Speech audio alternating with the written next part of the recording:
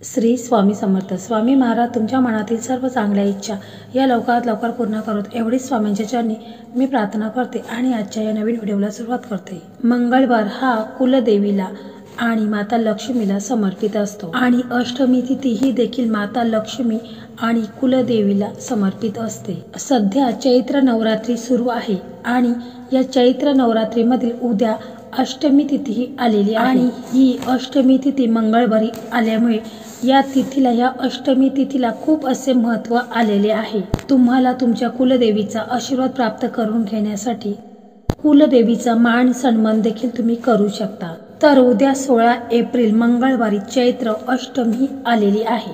या तिथीला दुर्गा अष्टमी असं देखील म्हटलं जातं, कारण या नवरात्रीमध्ये विशेष करून दुर्गा देवीची पूजा केली जाते.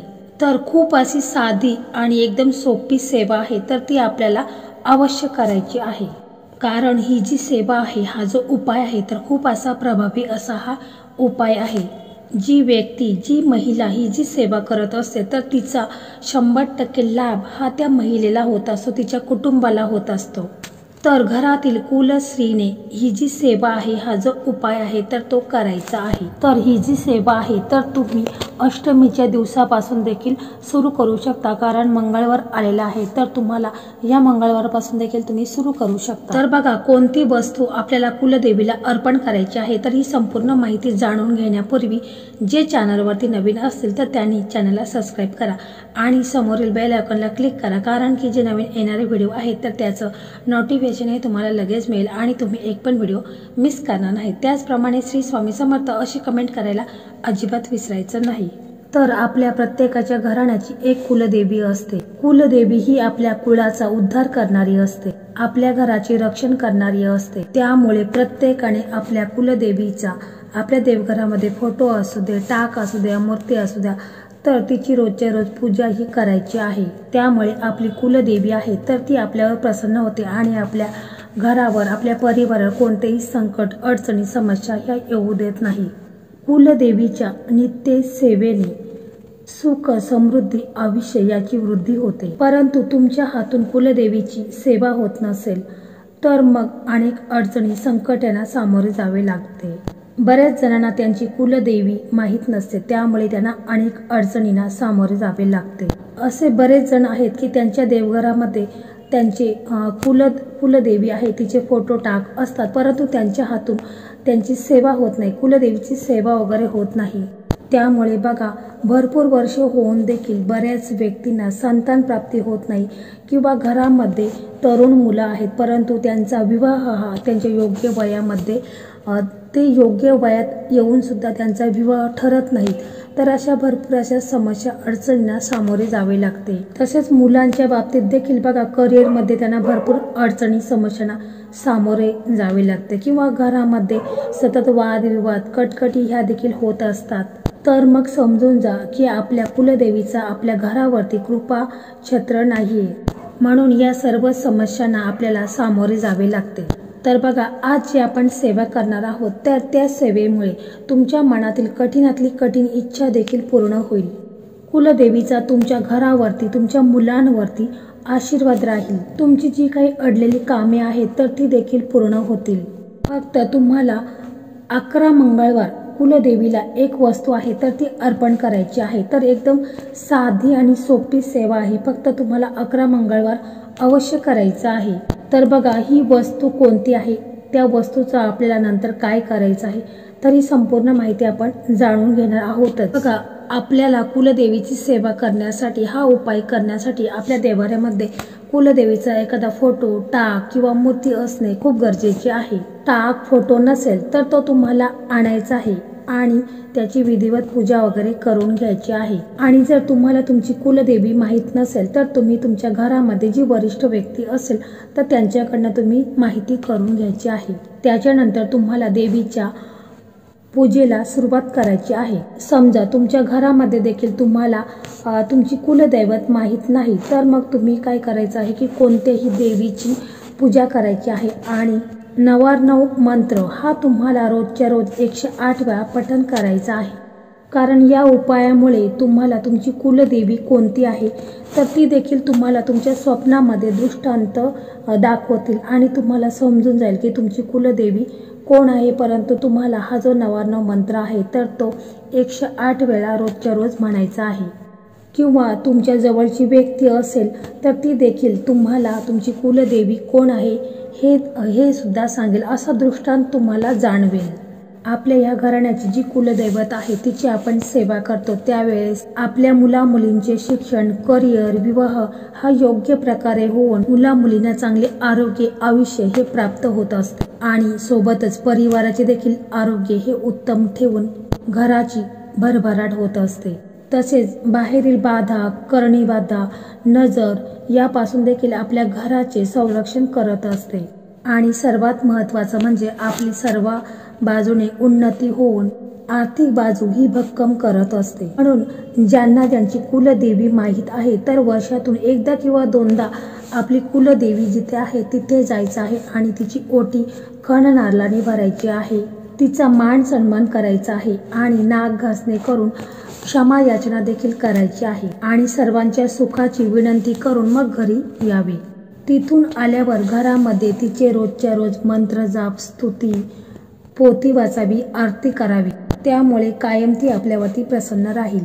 तर बघा, ही जी सेवा, हा जो उपाय आपल्याला करायचा आहे तर ती आपली इच्छित मनोकामना पूर्तीसाठी आपल्याला ही सेवा करायची आहे। आपल्या मनातील सर्व इच्छा, आकांक्षा ह्या पूर्ण होण्यासाठी, घरातील इडापिडा जे काही दोष आहेत ते दूर होण्यासाठी आपल्याला ही जी सेवा आहे, हा जो उपाय आहे तर तो करायचा आहे। मग तुमची इच्छा, मनोकामना कोणतीही असू दे, तुमच्या मुलाला नोकरी लागण्यासाठी किंवा तुमच्या मुलीचा विवाह होण्यासाठी किंवा तुमच्या लग्नाला बरेच वर्षे होऊनही तुम्हाला संतान प्राप्ती होत नसेल आणि सर्वात महत्त्वाचं म्हणजे आर्थिक भरभराटीसाठी देखील ही जी सेवा आहे, हा जो उपाय आहे तर तो आपल्याला अवश्य करायचा आहे। तर बघा, ही जी सेवा आहे तर ही सेवा आपण म्हणजे तुमची कुलदेवीचा वार असतात, प्रत्येकाच्या कुलदेवीचा वार असतात, त्यानुसारच तुम्हाला ही जी सेवा करायची आहे। म्हणजे बघा, तुमची जर कुलदैवत तुळजापूरची भवानी माता असते तर मग तिचा वार हा मंगळवार असतो। तर सगळ्यात अगोदर तुम्हाला तुमच्या कुलदेवीचा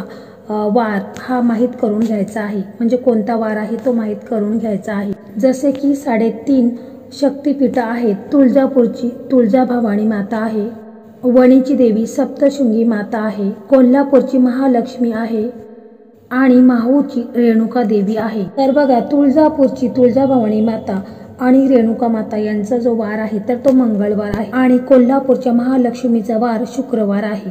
तर बघा, यापैकी तुमची कुलदैवत कोणती आहे त्यानुसार तुम्हाला या वारानुसार सेवा करायची आहे, हा उपाय करायचा आहे। समजा या 3.5 शक्तिपीठांपैकी तुमची दुसरी कुलदेवी असेल तर तिच्या वाराप्रमाणे तुम्ही ही सेवा सुरू करू शकता। तर बघा, मंगळवार आणि शुक्रवार हे 2 देवीचे वार असतात, त्यामुळे तुमची कुलदेवीच्या वारानुसार तुम्ही 11 मंगळवार किंवा 11 शुक्रवार ही जी सेवा आहे ती करायची आहे। तर बघा, ही जी सेवा तुम्हाला करायची आहे म्हणजे तुम्ही 11 मंगळवार करू शकता किंवा 11 शुक्रवार, तुमच्या कुलदेवीनुसार तुम्ही ही सेवा करायची आहे। तर त्या दिवशी तुम्हाला बघा सकाळी ब्रह्ममुहूर्तावर उठायचं आहे, तुमच्या घराची साफसफाई करायची आहे, घरामध्ये गोमूत्र आणि हळद टाकून तुम्हाला घर हे स्वच्छ पुसून घ्यायचं आहे, आपलं अंगण स्वच्छ झाडून काढायचं आहे, आपला मुख्य दरवाजा आहे तर तो देखील स्वच्छ पुसून घ्यायचा आहे, त्याच्यावरती हळद कुंकवाने एक स्वस्तिक चिन्ह काढायचं आहे, आपला उंबरठा आहे तर त्याच्यावरती देखील हळदीचं लेपन करायचं आहे। तर 11 मंगळवार तुम्हाला उंबरठ्यावरती हळदीचं लेपन करायचं आहे। त्याचप्रमाणे तुम्हाला जमेल तर संध्याकाळी देखील तुम्ही एखादा दिवा हा आपल्या मुख्य प्रवेशद्वारावरती लावायचा आहे आणि मग आपण आपल्या देवघरासमोर बसायचं आहे, आपली देवपूजा करायची आहे। मग तुमची देवपूजा झाल्यानंतर तुम्हाला या सेवेसाठी संकल्प करायचा आहे। त्यापूर्वी आपली तुळशी माता आहे तर तिला देखील तुम्ही तिथे एक दिवा लावायचा आहे, अगरबत्ती लावायची आहे आणि तुळशी मातेला देखील तुम्हाला प्रदक्षिणा मारायची आहे, स्वतःभोवती 3 वेळा प्रदक्षिणा मारायची आहेत। ओम नमो भगवते वासुदेवाय नमः हा मंत्र देखील तुम्हाला 11 वेळा म्हणायचा आहे आणि मग तुम्ही तुमची संकल्पयुक्त सेवा ही करायची आहे। त्यापूर्वी आपल्या देवघरामध्ये तुपाचा दिवा लावायचा आहे। जर तुपाचा शक्य नसेल तर तुम्ही तेलाचा दिवा अवश्य लावायचा आहे, अगरबत्ती लावायची आहे।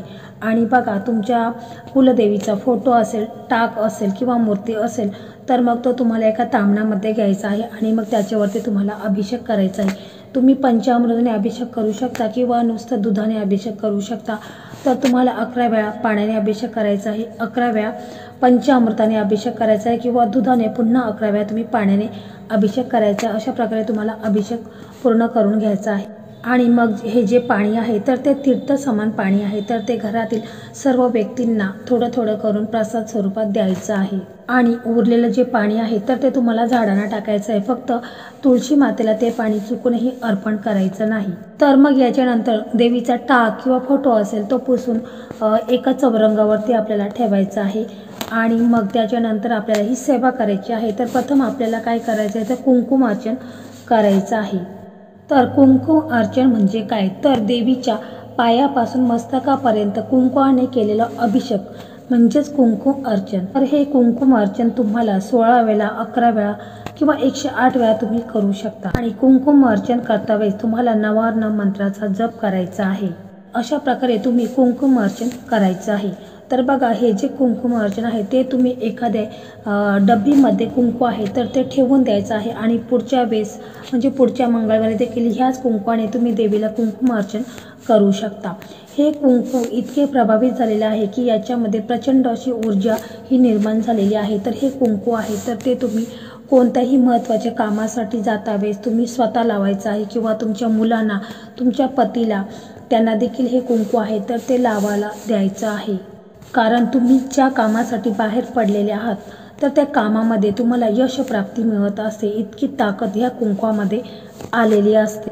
तर बघा, कुंकुम अर्चन झाल्यानंतर आपल्याला देवीला 2 वस्तू अर्पण करायच्या आहेत। तर त्याआधी देवीला आपल्याला सर्वात अगोदर हळदी, कुंकू, अक्षता अर्पण करायचे आहेत, अगरबत्ती लावायची आहे, धूप दीप यांनी ओवाळून घ्यायचा आहे। प्रत्येक मंगळवारी किंवा शुक्रवारी देवीला खडी साखरेचा नैवेद्य अर्पण करायचा आहे।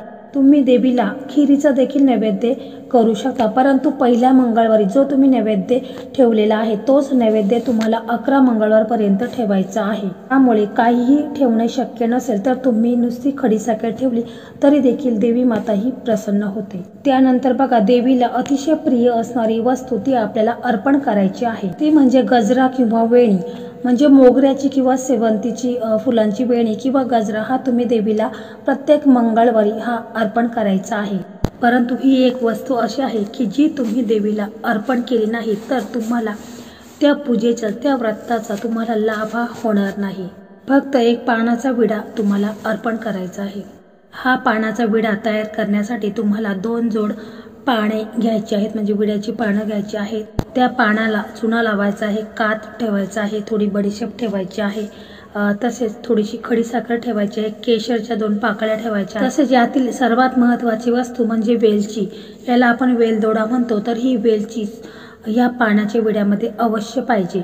तर हा पान झाल्यानंतर मग त्याच्यावरती तुम्हाला एक अखंड फुलवाली लवंग आहे तर ती पानाला वरून अशी अडकवायची आहे। अशा प्रकारे तुम्ही हा पानाचा विडा देवीला अर्पण करू शकता किंवा तुम्ही हाच पानाचा विडा आहे तो खलबत्त्यामध्ये कुटून त्याचं तांबूळ करून ते देखील तुम्ही देवीला अर्पण करू शकता। मंगळवारी ही सर्व सेवा झाल्यानंतर तुम्हाला सकाळ संध्याकाळी देवीची आरती करायची आहे। घरातील सर्व व्यक्तींनी मिळून ही आरती करायची आहे। इतर वेळेस घरातील कर्ता पुरुष आणि कर्ती महिला यांनी जरी केली तरी देखील चालेल। याच्यानंतर देवीला क्षमा याचना करायची आहे की माझ्याकडनं जर काही चूक भूल झाली असेल तर मला क्षमा करावी। इथून पुढे मी तुझी सेवा ही नित्यनेमाने करेल। माझ्या कुटुंबावरती, माझ्या घरावरती, माझ्या मुलांवरती तुझी कृपा दृष्टी ही अशीच राहू दे। माझ्या घराची, माझ्या मुलांची, माझ्या पतीची प्रगती होऊ दे। घरात सुख समृद्धी शांतता लाभू दे। घरात जी काही तरुण मुलं मुली आहेत त्यांचं लग्न ठरत नाही तर त्यांचं लग्न ठरू द्या।